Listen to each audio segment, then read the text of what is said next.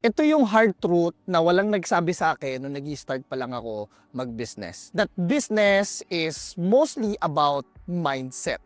So when I started doing e-commerce, akala ko kailangan mo lang makahanap ng winning product, kailangan mo lang matuto mag-ads. But what I didn't realize is like, it's all about taking risk.